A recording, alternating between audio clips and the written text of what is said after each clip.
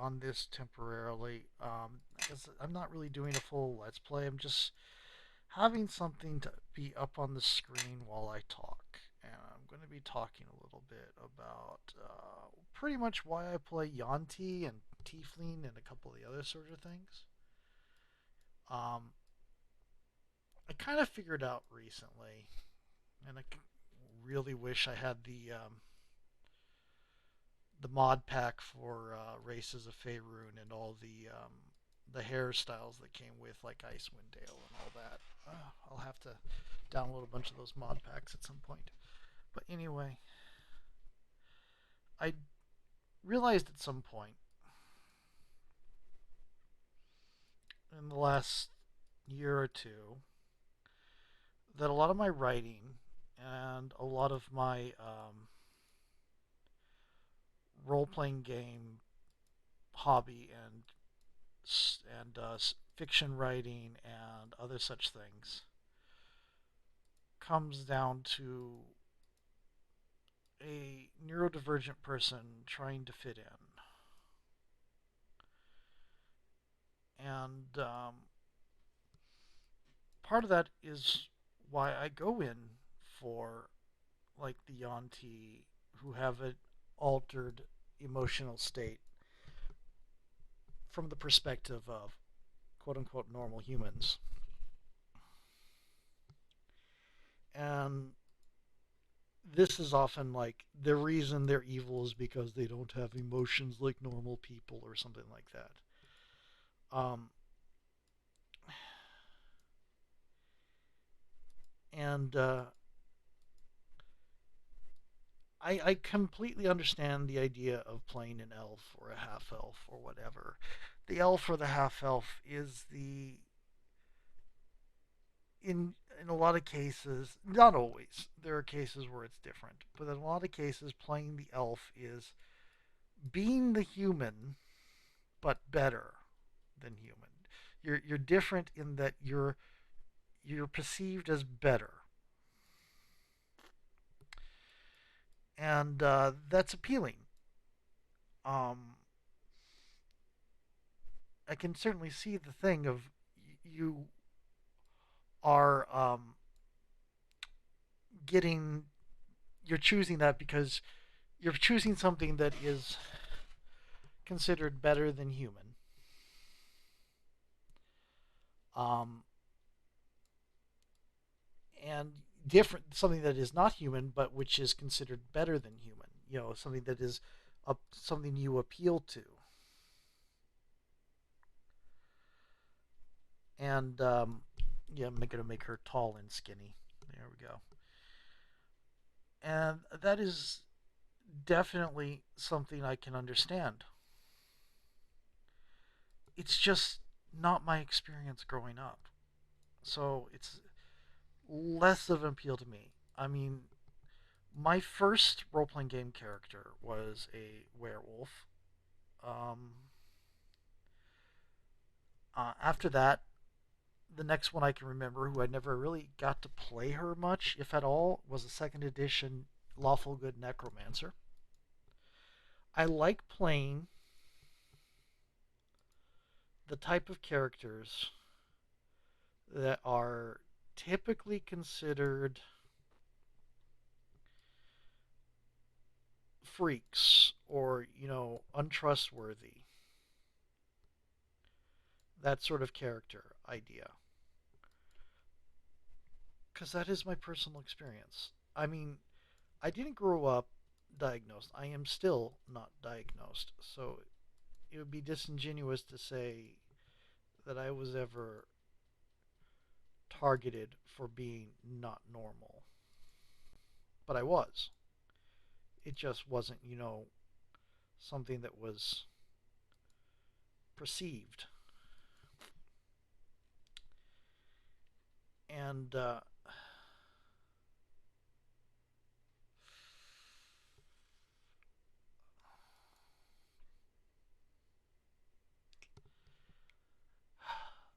it's so if you were the elf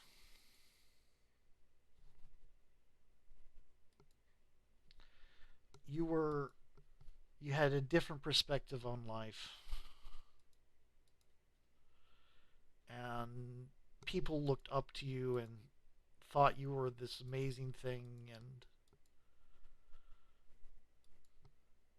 it was just, yeah, everything's great and wonderful, and you're the popular kid.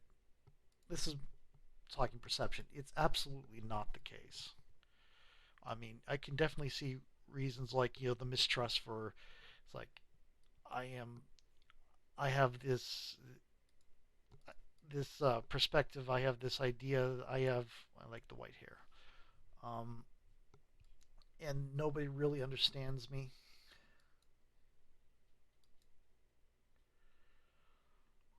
It's definitely going to do just something simple. It's actually, I haven't played. I'll go ahead and play the barbarian. Um, because I'm just doing this to talk.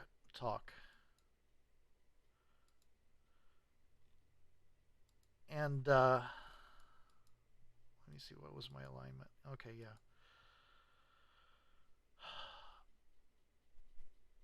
It's again not the experience I had personally, where I got the word freak thrown in my general direction.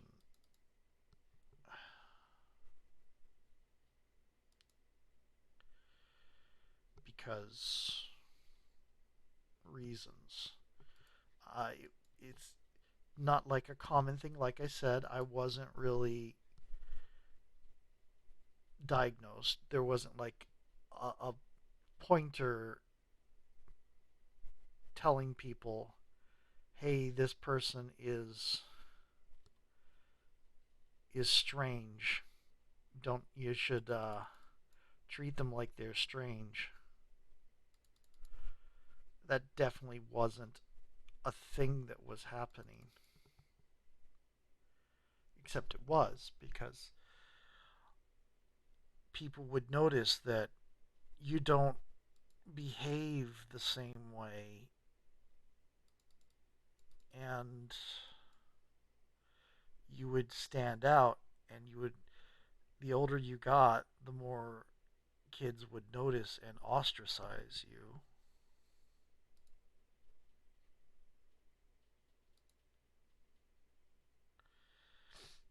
And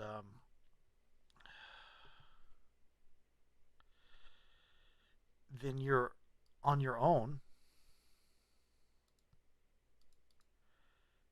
and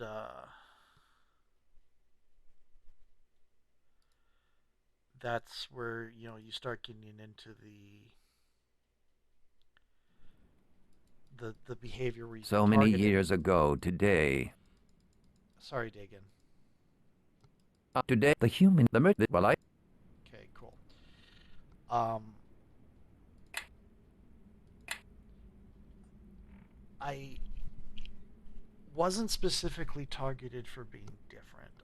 Like, I didn't get chased through a creek by a bunch of bullies because I was neurodivergent. Um, I was chased through the creek by a bunch of bullies because I was alone and didn't have a friend group, and I was easy prey. Um, the one kind of led to the other.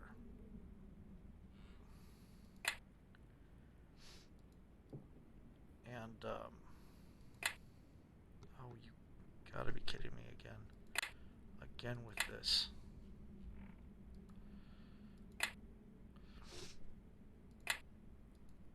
And, good. Galen, that is. I gotta wait for him to leave, don't I? Hmm, interesting. I can't. Here we go. Um, and so I don't really. jive as much with the idea of the. Just going to turn everything off real quick. Of the person who is accepted or looked up to. I was the person that was on the edge. That could sometimes pass for normal. Um, it's very weird playing this game without the music or the voices. And, I was somebody who wasn't even aware that they were different, that with effort and practice, I could conceal the things that made me different. I have scripts even to this day of this is the proper way to behave. You know what? Just a second. No, I'll keep up with it. Um, it's really weird playing this without the sound. I love this game. I mean, I haven't played it in a while, so it feels wrong to play it without the voices.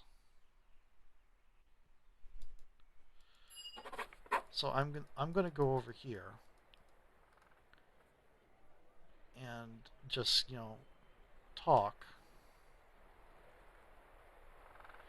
because I don't want to go through the tutorial and have Ami die and have our little friend group here get traumatized in silence with just the ambience. I'm not going to do that. Um, so, speaking again, I would get a I get attracted to tieflings to some degree, but again, tieflings are really in your face about it. Tieflings are sort of what I would aspire to be, the ability to be myself and not be self conscious about being myself. So sometimes I'll play a tiefling, like I'll play an Aisha from the Battlemaster I played, or I'll play somebody else. But they're not. It's not the character type that really appeals to me or really relates to me. I relate to changelings. I relate to Yanti. I relate to um, necromancers. I relate to Dampir. I relate to the people that have the ability to pass, but don't know quite how to do it.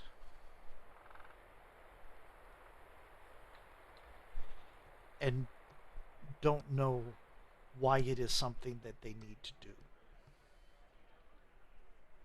perhaps. Um, I mean, in a lot of cases, they do. That I guess is part of the fantasy, knowing what it is you're trying to hide. So this is why when the Vols came out, the Yanti became my thing. Is because of the way they describe how the Yanti mental state is, and it's like that's me. And that is why suddenly I was into Yanti. I was already into snakes because I leaned heavy into being born near the snake a while back, just as a joke thing. And something I've learned is if I start making a joke thing, it will become a real thing if I'm not careful. Um, it will become a quirk. It will become something that is hard to put down, um, like the rapping on the walls when I come near the walls. I'll rap things with my knuckles in a certain pattern. Um, when I make jokes about patterns, I have to be careful, or that pattern will be something that becomes a need. I and it'll start to feel wrong for not doing it.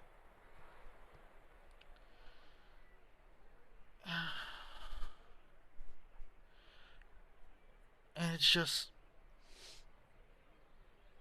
the way the Voles book describes the Yanti and uses that description of that personality, that difference of emotional state as a explanation for why they are terrible people is something I can relate to a lot because when I do something weird, I get looks, I get suspicion, I get people being concerned. I get jokes in high school because I had a long mini pocketed trench coat in which I kept because the pockets were deep enough to hold novels and all the pencils and notebooks. And you would get, it wasn't that long before, that much later than Columbine, and you would get the under the breath jokes about, oh, he's going to go snap and go kill everybody. So I understand the position a little bit that the Yanti are painted in. This is a reason why I'm trying to get the Candlekeep book. A friend of mine ran me through a version of the Candlekeep mystery, the Candlekeep adventure, where you get to play a group that's looking into the origins of Yanti, and it turns out that the snake gods are not the origin, that it's not this evil cult that induced a mutation in themselves. It is something older, something not debased, something not evil. And that just, on top of the description of a thing I can really relate to, being seen as evil because of the way you view the world. And again, nobody ever outright said that. I didn't know I strongly suspected I was neurodivergent for a long time. My parents pretty much knew. They had me in to go get diagnosed, but it was in the 80s, and it was probably, I don't know exactly when the big change in definitions happened, but it was a little bit, it was in that same time frame when the definitions for what is and is not autism changed.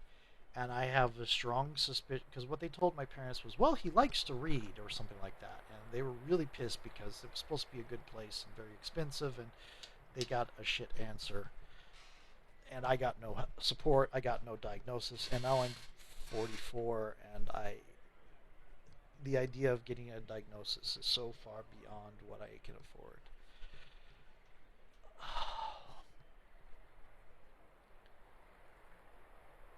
um, but I strongly suspect that the doctors decided that I was a border case or something, and that parents don't want to hear that their kid has anything wrong, and this kid will probably grow up just fine. We don't have to tell them there's anything. There's nothing here we need to treat. So just tell them he's normal. That is, I think, what happened.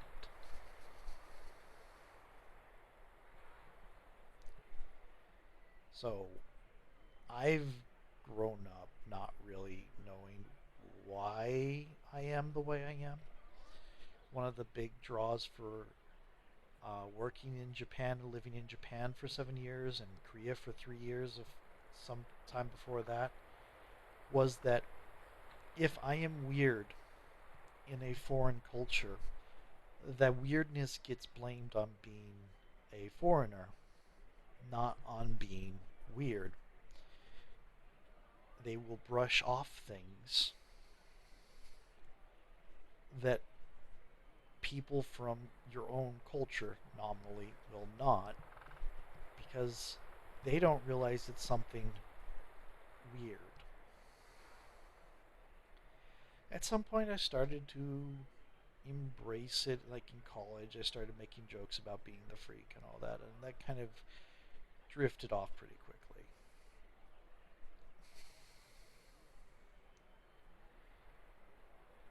Everything, divine blood, uh, divine blood. So much of it is me trying to either pass or accept that I don't need to pass and I can be myself.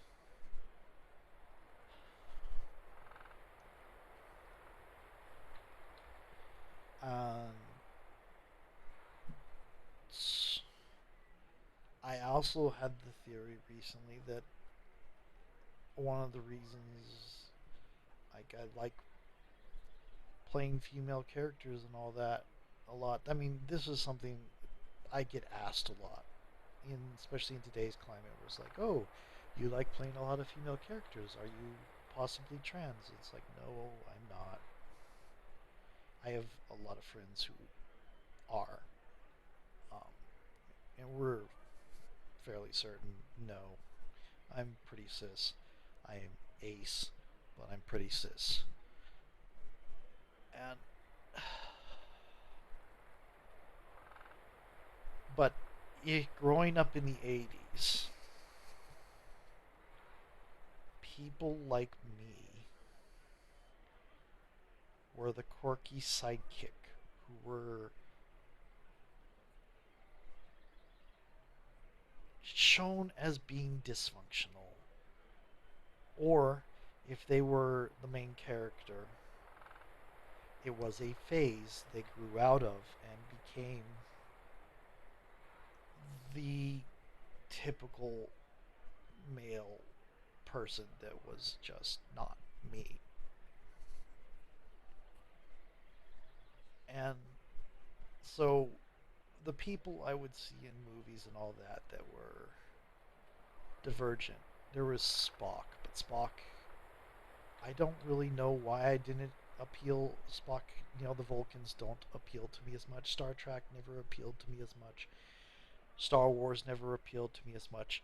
The Mimbari from Babylon 5 when I got in my 20s, they're really cool. I like them a lot. Babylon 5 appealed to me so much. But I think J. Michael Straczynski and the writers of Babylon 5 were really keen into the fact that aliens are not humans as much as, a little bit more than like Star Wars and Star Trek. It was Star Wars is a action is an action. It's a cartoon. It's an enjoyable cartoon. It's a mess, but it's a lovely mess. It's a popular mess, and it gives a lot of people a lot of things to think about, and that is glorious. Star Trek is a massive commentary on society at large. Babylon 5 was also that, but Babylon 5 really appealed more to me as being, and I didn't again realize it at the time, but it captures that experience of being different and celebrating that difference. And you got a little bit more in Stargate SG-1, where Daniel Jackson is very much I mean, he's kind of. I don't know that he's meant to be, but he feels very much like neurodivergent action hero, and he gets to stay a neurodivergent action hero. Neurodivergent. He doesn't get metamorphosed as into being Jack O'Neill. Jack wasn't really even the standard male action hero either. They are very off kilter people, and I love them for it. Even with like you get into Stargate Atlantis, then going back to Babylon 5, you get Bruce Brocksleitner's character. They are very iconoclastic, is the word you would use. They are unusual perspectives. They're an off perspective, and they are allowed to keep that off perspective and still be heroes. As compared to growing up in the 80s and the 90s, where the off perspective was a phase you went through and you grew out of it,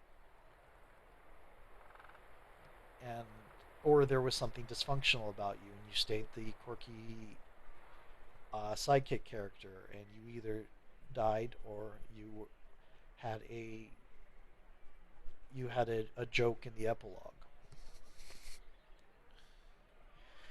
or they would pretend you were the main character in a comedy thriller about a geniuses being tricked into making space weapon. They would paint up and pretend that this awkward genius kid was the main character, and pretend that Val Kilmer wasn't the lead draw. Nothing against Val Kilmer. I like Val Kilmer. Some Val Kilmer. He had that period where he was very terrible, and then he suffered and kind of guess got out of that a little bit. But Val Kilmer is very much not me. He he's done the iconoclast, but he very much plays to a lot of the more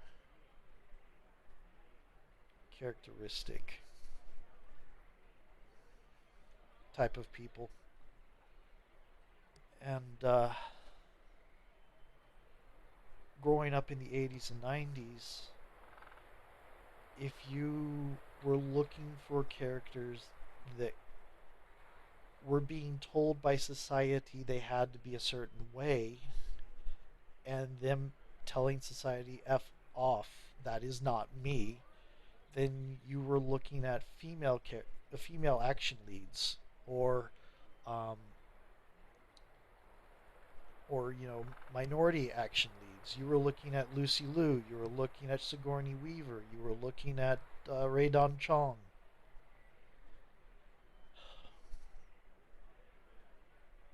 It wasn't until the aughts, I mean the 90s,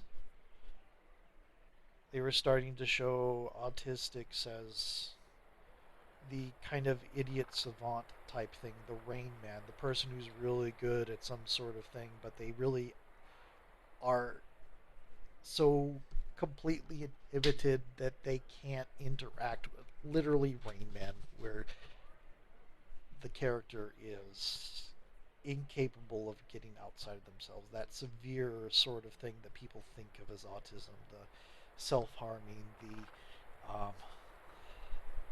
that sort of thing.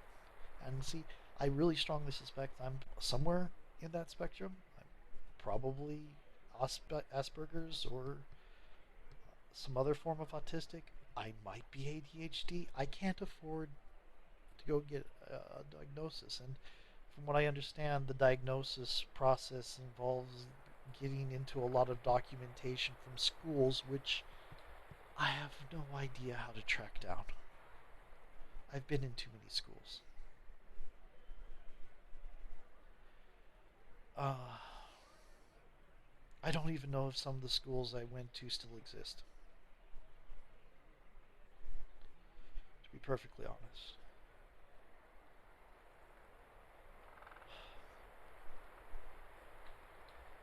And that I don't like playing the male characters so much. I don't know why. I have lots of theories. Going on the neurodivergent one, I think I'm pointing to as like if you're a male character in an action story, you're going to be forced into that idea of what a male action lead is.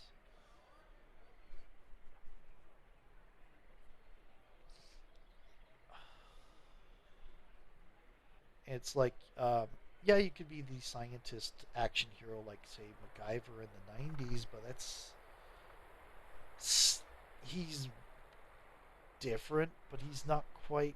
And he was cool, and I love MacGyver and Richard Dean Anderson in general. His Richard Dean Anderson's characters are off, but it's not. It doesn't appeal to me the same way that like Ryoko from Tenchi Muyo does, or the way um, Kodachi from Ranma One Half does, or the way that Samantha Carter in SG1 does, or oh, what was her character's the the immortal professor lady from Sanctuary, where there is a thing about this person that is fundamentally different from from the assumptions people have on looking at them as to what is normal. There is something fundamentally different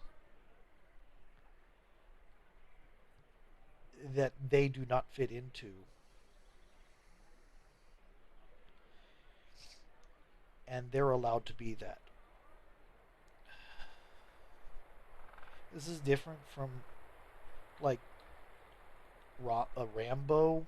Yeah, it's like they stand out because they're so macho and so much that masculine ideal of stands alone, and it's not the experience. It's not a relatable experience for me.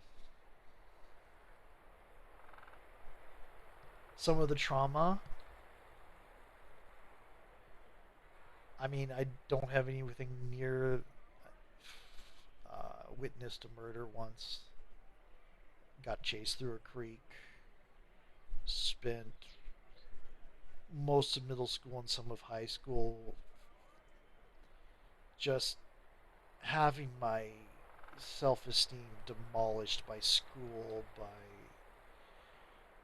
other kids, just in general. At some point in there, I gave up. I stopped being like the top performing person. I started just screeching by. I wanted to perform well. I did the classes I enjoyed very well. I did heavily like the science classes, the writing classes. But I took them on my terms. I was that. So in gifted and talented, there is a labeling system, and again, I am 15 to 20 years out of date on my psychological education training. But there is like the type 1 gifted who is the person who really understands the system of school and excels within school, but as soon as you get them out into the world, then they don't have that system they learned so well uh, to support them, and they stumble. Or give me a moment here. Let's see. uh,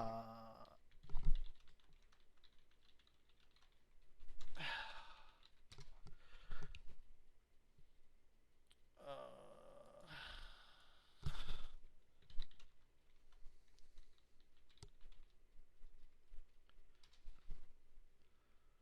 let's see, profiles of the gifted and talented. Okay, so the gifted, the successful is the type 1. They're very good at understanding the system. Type 2 is the challenging. They are the divergently gifted. Many school systems fail to identify type 2 gifted unless the programs have been in place at least 5 years. I was type 2. I was very much not type 1. I did not learn the system very well. These children feel frustrated because the school system has not affirmed their talents and abilities. That was not so much me. I got identified as GNT. I did not get any of my difficulties identified. I probably have some level of auditory, I forget, dysphagia, I think is what it's called. I can't remember. But because like my older sister, I have difficulties processing voice. I have to ask. The way I get around it is I ask a lot of questions. I engage. I try to make. I try to cut off lectures because if you get lecture at me, I will drown in the information and I will process very little of it. I take notes. That's another way to do it, especially with a lecture, because you can't sometimes tell the teacher to stop lecturing. There's 100 people in this class for like college seminar classes, and maybe 30 to 100 people, and you can't tell the teacher to answer your question every so often. You can't do Socratic method. But that is how I process, is by interrupting. We're not interrupting, but in, sometimes it is interrupting. But asking a deliberate question, clarify a statement, listen, clarify, listen, clarify. If I'm just listening, it is very hard for me to process what I'm hearing. And I can't remember the word for it. Dysphagia is what I want to say, but it sounds wrong. And again, I've never been diagnosed with anything, so I might be completely off base. Type 3 is the underground gifted, typically women, where they don't want to be seen as smart. Because if you're smart, you have a target. You are a target. And I was. And then you have type 4s, the dropouts, which angry adults in themselves. I was mostly angry with myself. Uh, I if I start talking about a spiral, the spiral is anger. And it's mostly self-feeding and self-directed, and it's really hard to cut out, to stop it, to prevent you from doing something you will regret later, to prevent you from hurting yourself. Low key, that is when it's when I stress eat. That is part of it. Is me trying to cut that out, expending that energy, that emotion again on a task that occupies me that is long term unhealthy because I have to deal with the weight now and assorted comorbidities. But it is not that raw, uncontrolled, self destructive wrath that happens when I fail to interrupt a spiral.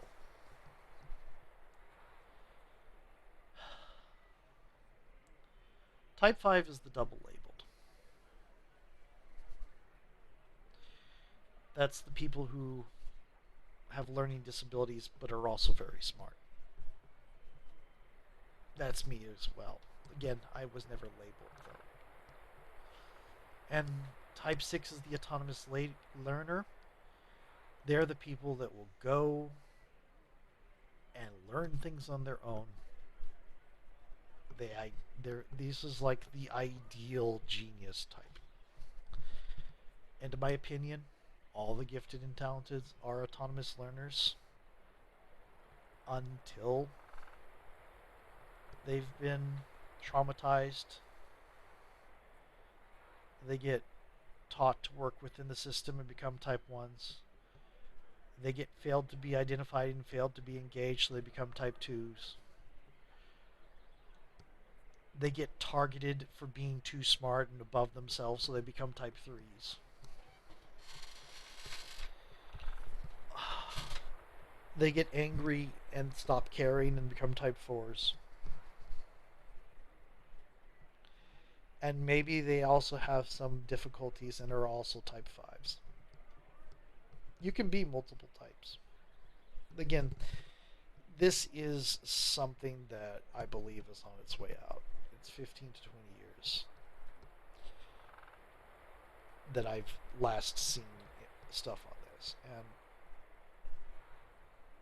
it is a concept that was coming out in the 70s and 80s, and it's very much that need to categorize.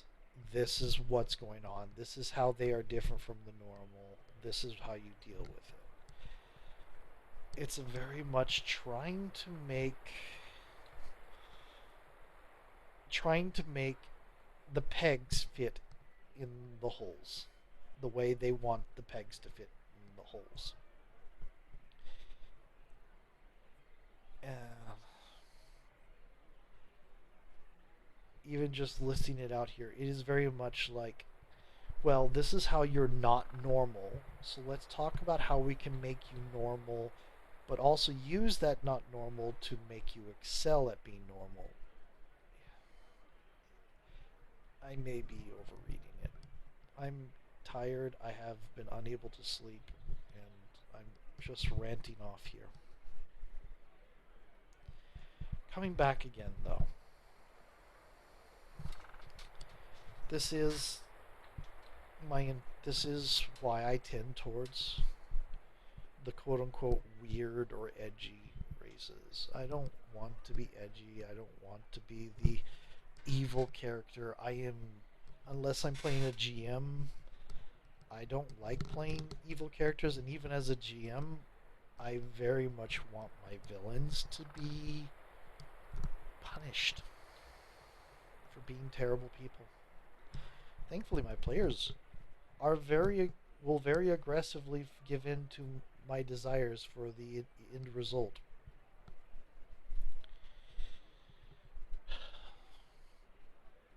I like playing people that are being labeled for things they should not be labeled for. People that are misunderstood or whatever. I abhor the idea of always chaotic evil. I abhor the idea that bigotry and malevolence are an inherent trait born into a person. It is something you learn. Githyanki child is born a child until the Githyanki culture brutalizes them into becoming what is considered a proper Githyanki. Uh, and if you think American culture doesn't brutalize its kids into becoming proper Americans, I mean, it's not going to come out in say that it does. It's not going to admit it does.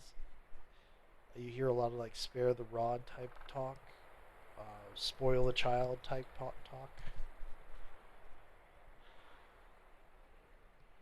and you hear a lot of, as we've gone along further, more progressive, you hear a lot more about celebrating the differences.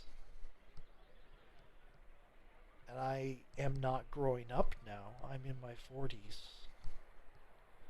So I don't know if it's any better. I imagine there is some neurodivergent kid who is getting ambushed, who is getting their locks placed on their locker, who is getting stuff stolen out of their locker, who is getting thrust into the walls, who is being harassed when they try to see how quickly they can get from the lunchroom to the room just as a game that they can play without needing to bother anyone.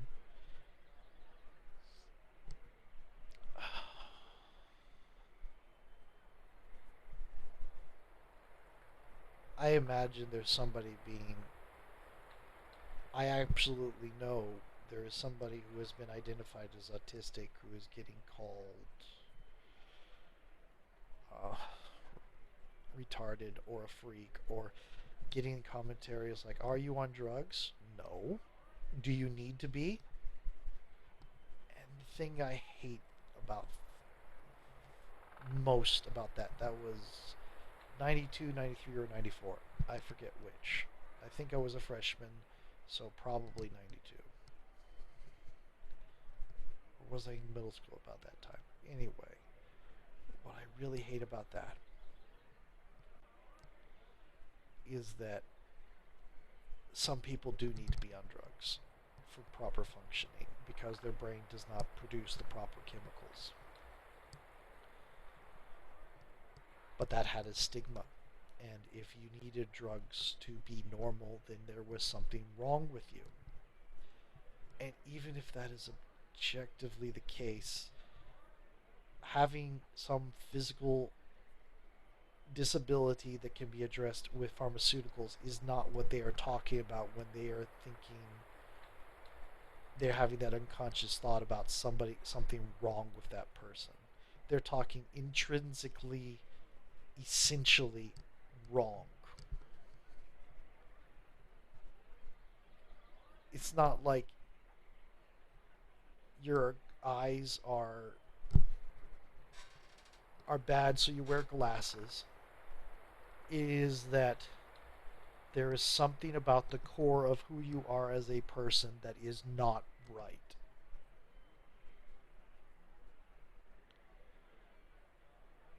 And it is, looking back at it now, it is incredibly difficult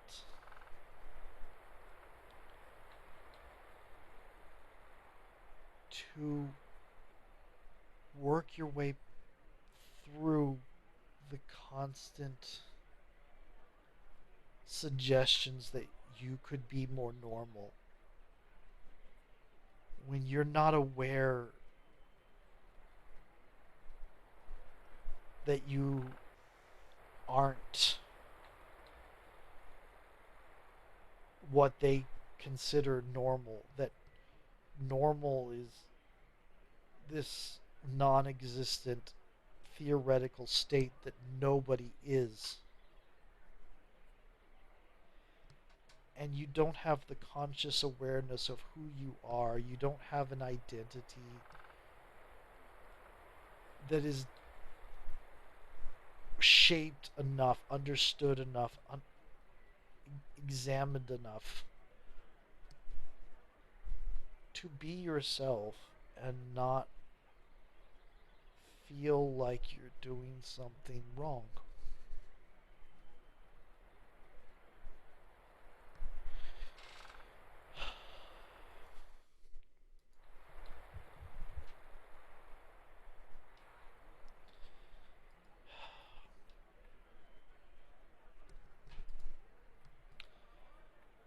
I don't. The auntie originally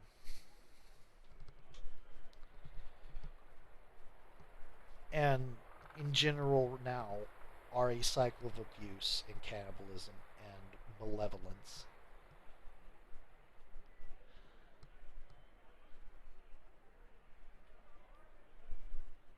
that there was an ancient empire that wanted the aristocrats and nobles wanted to elevate themselves above humanity and become something better than human in their perspective, and that their perspective was flawed and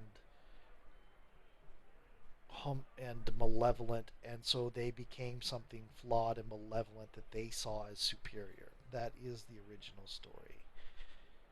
You would have there were cannibalistic rituals that would turn you into a Yanti pureblood, or a Yanti Malison, or a Yanti Abomination, or and you could cannibalize, literally backstab and eat the people above you until you were in the top position of being one of the snake gods, and then somebody would eat you and become the snake god in your place. And you never quite reached the status of one of the big four.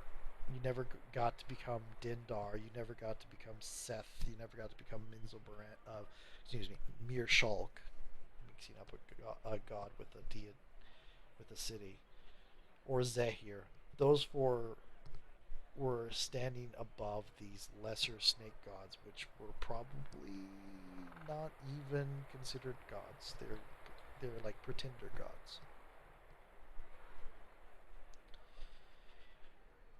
But you didn't just have Yanti becoming Yanti out of a occult rituals. A pure blood with anybody else will produce a pure blood. A pure any two A pure blood with another Yanti will produce a Malison. A Malison with another Yanti will produce an abomination. It's rare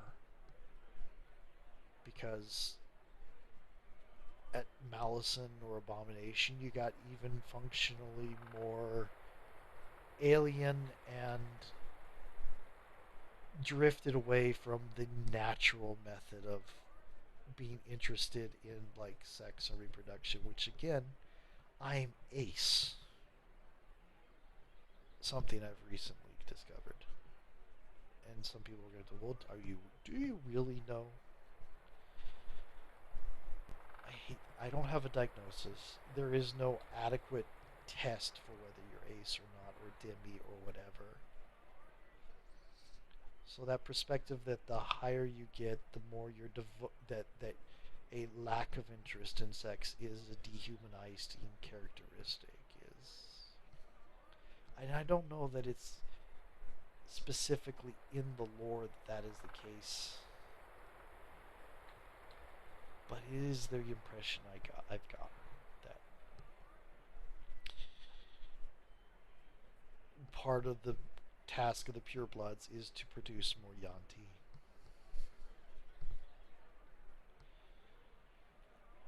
So at least they got rid of the whole.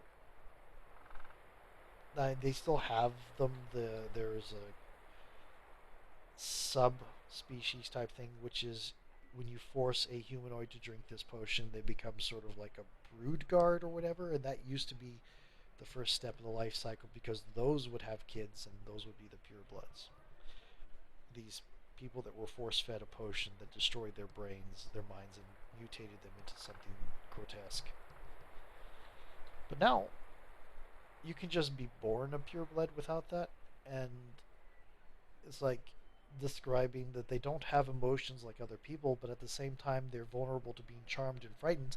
So it's not like their emotional their emotions are absent. It's that they are different from what human considers normal, and you can be born a Yanti now, and if you're born it, it's natural. It's a natural state, whatever its origins. Then those Yanti have not made a choice to be evil, because good and evil is a series of choices. In the old rules, where the Yanti were humans that transformed themselves, they committed evil acts to get where they were. Had snake people were cool, and also I liked using them as villains, and sometimes played them occasionally.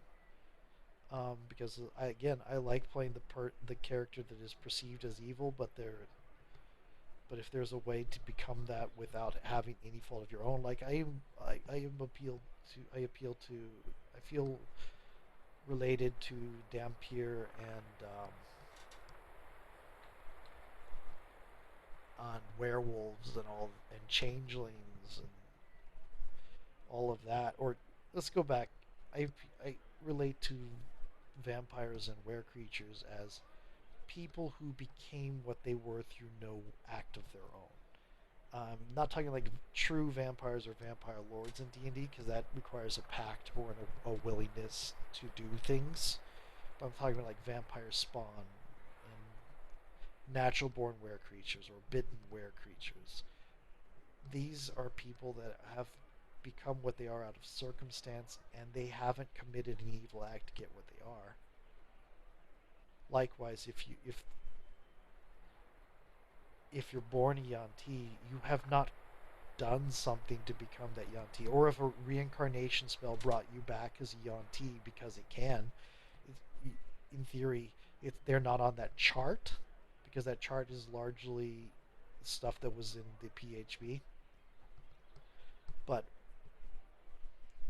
if you can be something through no fault of your own, it's not going to innately make you evil. Uh, there will be maybe like the hunger of the vampire will drive you to that, but you can resist. I mean, maybe that resisting will result in your death, but you can. Most people would probably break first and give in, and then it's a slippery slope.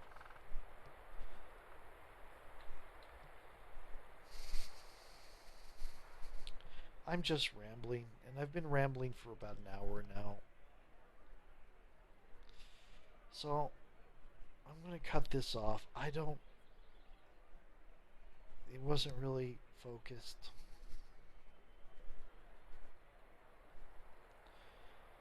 I am probably going to put this up on my channel. I don't know that I should or should not.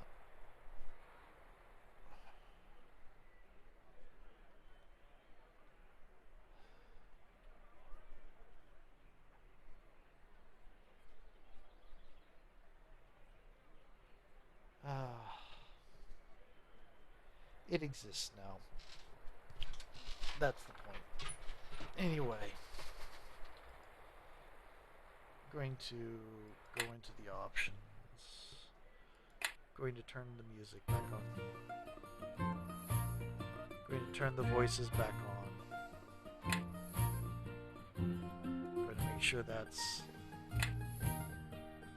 there. And sorry for ranting so much in